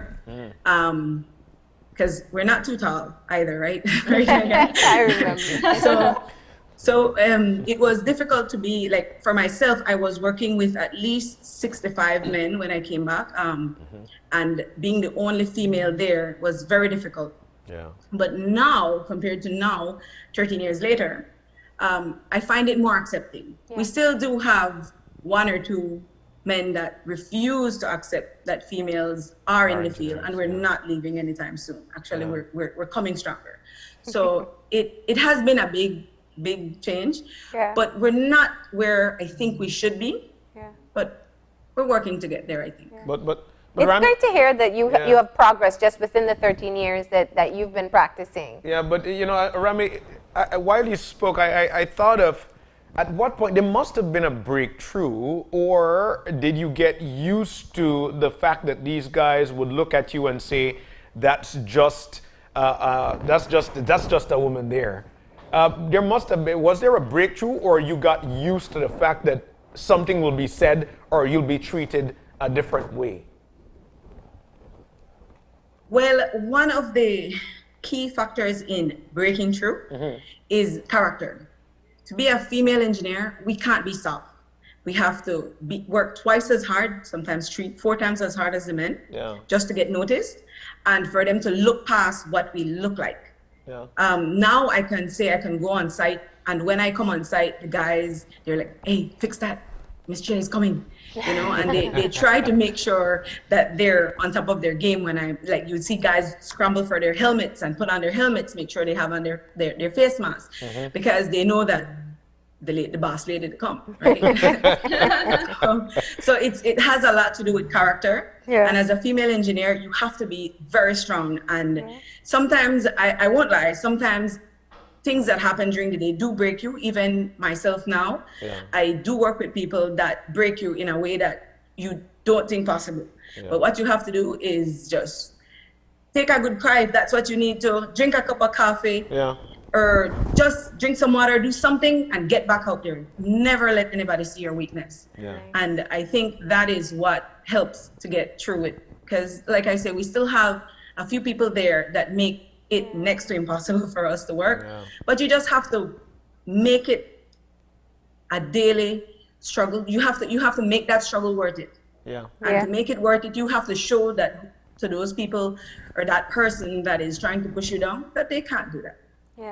But you're stronger than that. I'm so glad for your honest answer there, because it's the truth. When you live in a society as we do, it's not easy to I mean, people say, oh, women are progressing, but you're still working in the same environment. So it takes a certain level of tenacity to keep on pushing through, which we can hear in your story. For you, Megan, is it any different? I think, oh my gosh, what Rami said is 1000% true, because you have to be strong and you have to have that really persistent attitude. You cannot show. It's funny because I'm a very kind person. I think everybody who works with me knows that, and people take kindness for weakness. And that's probably the thing that I have to develop the most in my career, because I need to make sure that people don't mistake my kindness for, oh, they can just walk all over me or they can do whatever they want in front of me and it's okay. And that has to do with, just general respect with men. And, everybody thinks about the construction worker who likes to go whistle at gal and all of that. But, never have I ever let them do that, because I'm like, that's disrespectful. That you cannot do that. You have to put your foot down all the time. But I think and that's the difference when there's a woman's perspective on the ground. Yeah, it is, and I think it gives them a little bit more insight too, because they're like, oh well, maybe they have to think first before they whistle or they say something, because you have to be respectful. You have to be respectful towards all your colleagues, especially us, because it's so easy for men to just disrespect women, and we need to. You have to keep that stronghold, and you have to keep that, like the boss lady mentality. You really have to. But one of the things that I'm sure there must have been friends, some of your friends, female friends, who would tell you, but why would you even venture off into being an engineer? Did you find that, Rami? Did you find that, Megan? Do you have any friends that told you guys any such thing? Well, for me, I would say yes. I was a bit of a tomboy growing up. So for me, my friends are like, yeah, you fit there, but I didn't really peg you as an engineer. I'm more peg you as an architect. Because architecture was more associated to females than engineering. But I guess after them seeing the, my friends are proud of me now. Like when that video came out that the APEP did, I got a lot of messages from my friends saying, wow, I'm really proud to know you, you know. And then it makes you feel good. And I think it makes them feel good. And I have friends that their daughters want to be engineers now because, well, I used to have purple hair at one time. So the purple hair lady or the redhead lady. And I do the hair thing as a distraction, you know, because people will concentrate on the hair first. And then they'll realize, hey, if she could have that kind of hair, she has something, you know. I love that. I love that. Well, ladies, you know, and I'm happy to hear that we can have this conversation. And the video really showed that there are a growing number of women who are getting involved in engineering and getting employed in engineering right here in Belize.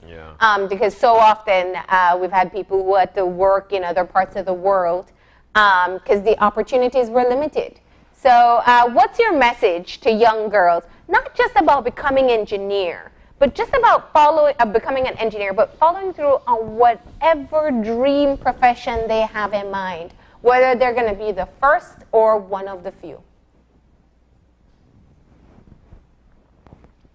Let's go with you. You want to go first? Yeah. Well, I think that one of my biggest things is, you know, continue with the education and don't feel like you can't come back to Belize to work, because although you might feel that way, something will present itself, especially with engineering. And I think that's always been my biggest thing. That's been my biggest thing since I left to go study, is to go away or even stay in Belize, just get your education or even get your work experience. It doesn't even have to be the formal education. Get out there and don't feel limited, because there are opportunities, and we Belizeans need to develop our nation, and we need to be part of the change too. We need to be able to change the perspective, change this idea that only men are in this field, because women, we are there, we are present, and we will continue to grow our community of women in engineering. That is right. And other things, you know. Rami? Well, I would tell anyone who wanted to do engineering or any other field that is uncommon, first of all, don't be afraid to be the minority. Because you will only be the minority when you're the first or the second, but eventually it grows. I was once the minority. We still are, but I don't consider myself that much a minority now, because we have quite a few female engineers that have my back. So not being afraid to be the minority would be one, and go for a master's would be the second, because you would stand out when you're a specialist in something. So I just finished my master's, maybe 2 years ago. So it's never too late to do that either. But I think you need to just go for it. Don't let anybody or anything stop you. There's always a way to get through it. So, and there's always somebody you can reach out to and call so that you can have some support. Nice. All right. Well, ladies, thank you so much.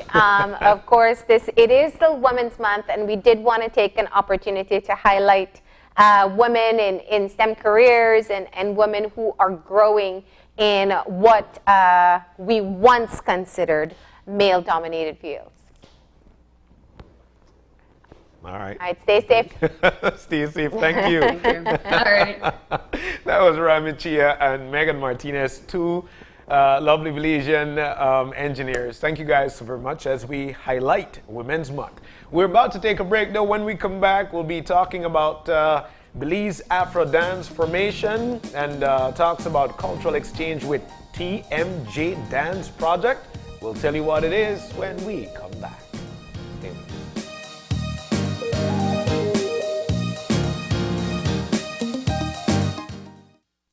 Less than 3 decades ago, the idea of sending and receiving money using mobile devices seemed odd, as everyone enjoyed the convenience of cash payments for everything they needed. Fast forward to today, this is turning out to be the norm. Phil uses eCash throughout his day, as it fills many gaps left open when transacting with cash. He chooses eCash for many of the benefits it provides: convenience and flexibility. There is no need for bank accounts or standing in lengthy lines when paying bills. eCash is used to make instant payments right from your mobile device. Managing personal finances. Instead of noting expenses on paper, eCash allows users to check their account balance and transactions directly in the app.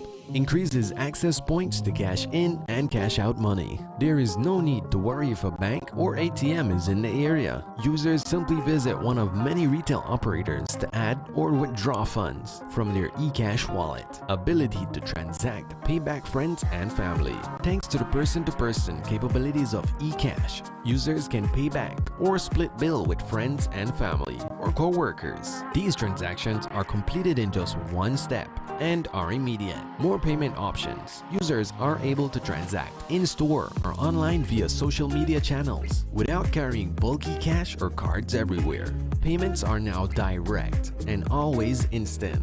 Take advantage of loyalty programs, special offers, and coupons. eCash gives users immediate access to find the best deals and receive rewards from their favorite merchants. Users can make purchases without leaving their mobile devices. As the payment needs of businesses and their customers continue to evolve in Belize, eCash will no doubt play an important role in providing alternative payment options in the financial space. Next time, Ashanti will be telling us all about her experience with eCash. eCash, powered by Belize Bank, will make payments faster, easier, and a whole lot safer.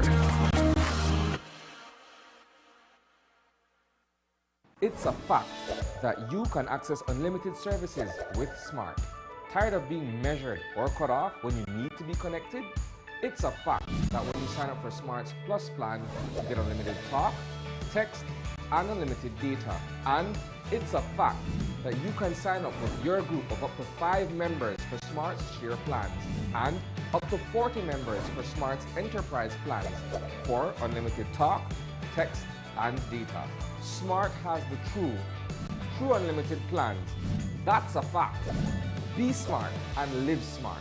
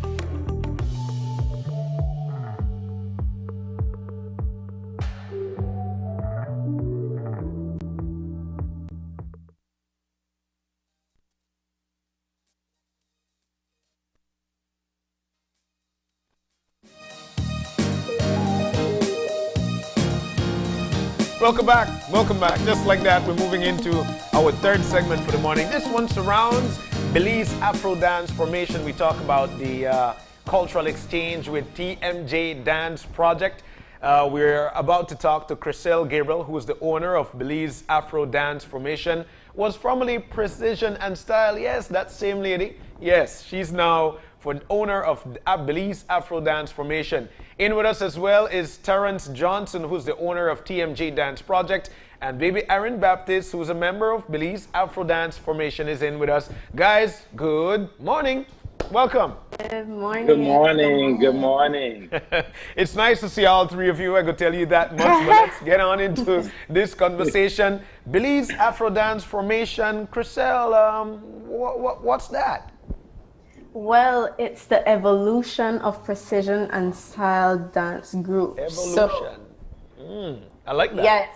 Yes. We have now evolved into this grand dance group where we are now venturing on into taking the cultural aspects of our country and trying to document and trying to continue it so that we don't face extinction, especially with the Creole culture, because you rarely see any cultural groups doing Creole dances except for myself and the Belize National Dance Company. And so we're trying to preserve that as well as enhance our dancers' technique so that we can now take everything up a notch. So we're no longer just going to stay at the same level. We are now trying to make our company grow and produce quality dancers and not just, you know, come out and say, oh, I'm a dancer and not put any much effort into getting someplace. Yeah. So we wanna afford dancers the opportunity to raise their level of dance skill and to also know their identity, their cultural identity, and not be ashamed of it, but also know the roots of it, know the dances, and feel proud, not just in Belize, but also internationally in displaying who they are as a culture, as a company, as being a Belizean. Okay. Yeah. When I hear Afro, I think about Afrobeat, of course, one of the hottest things right now as we speak. So I wanted to ask you again, Chriselle, why not Belize Afro Dance Formation with Precision and Style? It's a rather long name, don't you think?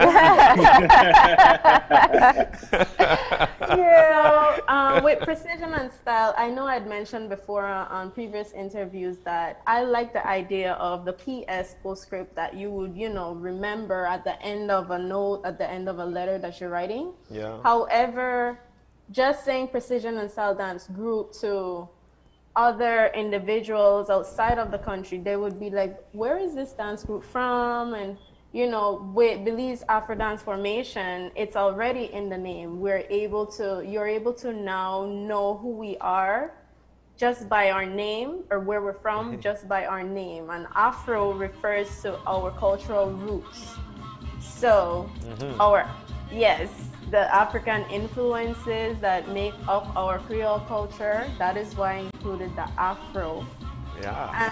And we're hoping to evolve from just Belize Afro Dance Formation into Belize Afro Dance Academy in the future. So, stepping stones. All right. So, Terrence, it's been about 2 years, somewhere around there. My brother, talk to us. Welcome back. Yes, I am super excited to be on this morning. And as Chriselle said, I'm super excited also too about the Belize Afro Dance Formation. I was actually in Belize the last 2 weeks of 2020.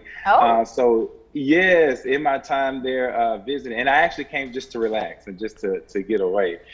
So in my time there visiting, Chriselle and I we had a meeting about, you know, how can, you know, TMJ be able to come in and, you know, begin to enhance the training and the experience of training for the students there, but how can, you know, the Belizean culture, or especially the Creole culture of dance, be brought back here to the States? That's one thing that, you know, that is not here. You know, we have a lot of African dance, we have a lot of Latina and Hispanic dances. So you have ballet folklorico, flamenco, all of those types of dances, but we don't have the Creole culture. So I thought that was one that would be amazing to be able to introduce here, especially because I'm a native of Louisiana, so I'm French Creole here in the States. And so each time I come to Belize, I feel so connected. I actually feel Belizean, you know, I feel like, wow, this is my family, this is where I'm from.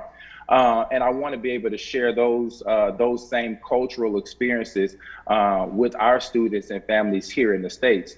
So in working with Chriselle, we were able to look at how we could begin to exchange these amazing benefits that we have within each of our organizations, and then help them to grow and expand and do more. So I am super excited to be a part of this. Of course, you know, all of this comes from my love and my support for Jamie Thompson, who was my friend. He is my friend here in the States. We met in Dallas. And then through him, I was able to meet Karen Vernon, who has also been just a wealth of resource and information to be able to help the TMJ Dance Project be able to do a lot of the cultural exchange work that we do in Belize. All right, so that's where the merger comes from. So, Terrence, what is your long-term goal in terms of providing this across Belize? Yeah, so through the Afro Modern Dance Formation, you know, I definitely want to be able to facilitate such the training and programming to help it really become the academy in Belize. So we are definitely in it for the long haul. And then also using this partnership to expand upon the other partnerships that we have in Belize. Of course, with Kunga Dance Belize, which is the festival that Miss Karen and Jamie have put together, and it's absolutely amazing. This year was the first year for that. And then all of the other projects that are going on in Belize with the shift of art and culture and the growing of art and culture there. TMJ wants to be a part of that as much as we can, because again, for us, we begin to dive into cultural experiences that we don't have readily available here. So just as much as we offer on the training side, we receive the cultural experiences that make us that much greater here in the States. All right, Chriselle, while we're not able to get together as a people and do things together, learn dancing together, how do you expect to roll this out with your dance company? Well, we are actually having some in-person and online classes. So we've taken that step to actually have in-person classes twice a week and online classes twice a week. And so with our collaboration with Mr. Terrence and the TMJ Dance Project, we are going to be having classes once a week with them every Friday online whilst he's over there in the US. And when he's here, then he will be giving the in-person classes and so forth. So I would be doing the same. So while I am here, I will be doing the online classes for them with the cultural aspect, and then, and then when I'm over there, then I'll be doing the in-person classes. So the students get to not just learn online, because online learning with dance is a little bit more difficult when delivering technique, but gradually getting them back into the studio is the goal. And we've also created a space to where the students will also be learning the theory. That was the biggest portion with the cultural aspect of dance, is that Chriselle is already going through the process of documenting and really creating a space of preservation for Creole dance in particular, but she's also well versed in all of the other cultural forms of dance that are available in Belize. So being able to have that theory attached to it and give students that cultural knowledge here to support the movement is absolutely amazing. Chriselle we already have her slated to be in the U.S. The last week of July and the first week of August, and then myself getting ready to come to Belize in November, and of course I think I'll be there again in December just to do what I did. Just to get away from the cold. I love it though. You know, I think what you guys show is that even when you're not on a stage, you're not in a theater, it doesn't mean that you can't collaborate. And while definitely the preference would be to have an audience and to be together, you're still making it work. Yes. Yeah. All right. And then finally, Erin. Good morning. And how do you feel to be a part of this whole dance movement? I mean, like, it's that simple, John. And do you like dancing a lot? Yes, I do. Oh, what's your favorite song to dance? You don't have a favorite? Like a lot? All right. All right, guys. So in wrapping up once again, if Chriselle, if folks would like to be a part of this dance group, how can they be a part of it? You can find us on Facebook, Belize Afro Dance Formation. You can send us a message at 620-5825, or you can send us a Facebook message. And I will be the person responding, and we could just set up an interview with the parent, and it just goes from there, basically. All right. And Terrence, if we'd like to see some more of your work, where do we go? Yes, www.tmjdanceproject.org. Actually, our new website releases on Monday. That's going to be our 5-year anniversary. Yeah, we celebrate 5 years. And then we're also on Facebook, TMJ Dance Project, and Instagram, TMJ_Dance Project. Lovely. Right. Well, thank you guys so very much. It was nice for you to visit this morning, and we hope to see you very, very soon. All right? Yes, thank you. Enjoy the day. All right, so we're about to So we're about to wrap things up. We've got a final commercial break. When we come back, we'll be wrapping things up. Stay with us. We'll be right back.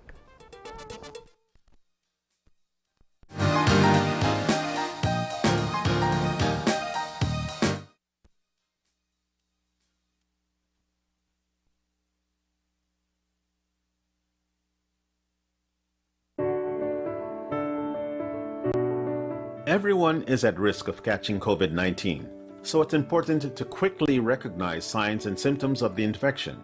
The most common symptoms are fever, dry cough, and tiredness or fatigue. Some people may also have sore throat, aches and pains, stuffy nose, or diarrhea. But a few people have also reported pink eye or conjunctivitis, headache, loss of taste or smell, a rash on skin, or change in the color of fingers or toes. Emergency warning signs that require immediate medical attention are extreme difficulty breathing, severe constant pain or pressure in the chest, becoming confused, unable to talk or move, bluish lips, face, fingers, or toes. For more information, call 0800-MOH-CARE. Help keep Belize safe.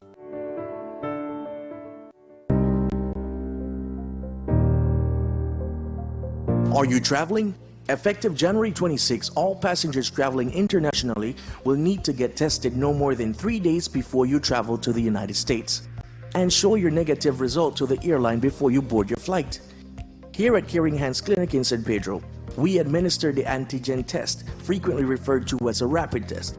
Our products are CDC compliant and FDA approved. Testing has never been this easy.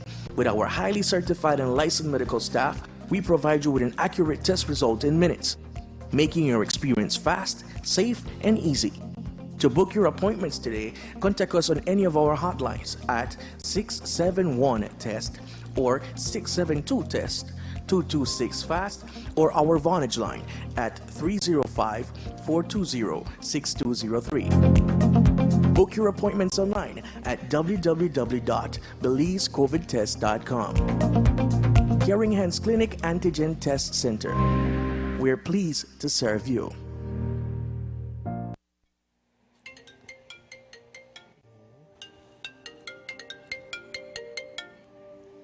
Hello? Okay, sure, I'll be there.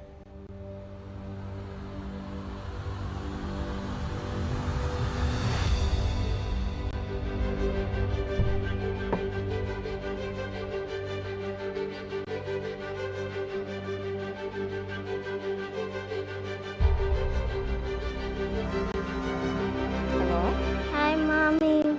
When are you coming home? I really miss you. Hearing the voice of our loved ones can always lift our spirits and make us feel whole again. With Smart's twice as nice promotion, prepaid customers who make 5 minutes worth of national calls on Sundays can enjoy 50% off, top double on all national calls for the rest of the day. Call your loved ones and enjoy half off all day long. Smart, bringing people together.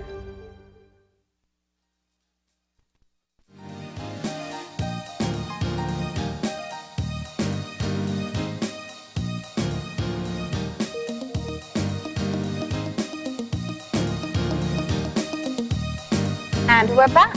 And just like that, we have come to the end of our show for today. It was nice to have you with us. We actually kicked things off this morning highlighting the vaccine rollout situation that's going on and the eligibility criteria. And now, Marlene, that's a conversation we need to continue to have. There are a lot of people who might be skeptical about the vaccine, but at the same time, the rollout is on. Phase 1 is on as we speak. And if you're eligible, then make sure that you take yours. That's right. And we do want to thank Dr. Bear and Dr. Pott for helping us understand more about how the rollout is going to happen. Do keep in mind that some of the smaller municipalities are moving to phase 1B. They've finished all their healthcare workers, and they're moving to 60 and older, and then to persons under 60 who have HIV, cancer, or are on dialysis. In Belize City, and perhaps in some of the larger municipalities, you may be finding that they're still doing healthcare workers, but the next phase will be for that over 60 group. You have to call the Ministry of Health. There are flyers online that you can make sure that you are registered so that you can get access to your vaccine. All right. And we also want to say a big thank you to Rami Chia and Megan Martinez, two Belizean female engineers who joined us this morning, talking about their careers as we continue to highlight Women's Month. Thank you guys so very much for that conversation. And finally, we had a conversation with Chriselle Gabriel and Terrence Johnson on Belize Afro Dance Formation and their exchange with TMJ Dance Project. It's going to be a big one, and of course, there are always new things to look forward to. So we thank you guys for joining us this morning. And for you at home, it's always a nice time being with you. If you've got any questions, any concerns, drop us a line at oye@channel5belize.com. You can also drop me a line at Marlene_OYE at channel5belize.com. Find us on Facebook at Open Your Eyes BZ. You can find us on Instagram at OYE. And remember to tune in tomorrow morning at 6:30 when you open your eyes to start your morning right. And don't forget, though, that today, this morning at 9 o'clock, it's going to be another with the Commission of Inquiry. That's coming up at 9 o'clock this morning. It's going to be on, of course, our social media pages. So we want for you to check that out. Don't forget to keep your eyes, your minds, and your hearts open. We'll see you soon. Enjoy your day, Belize.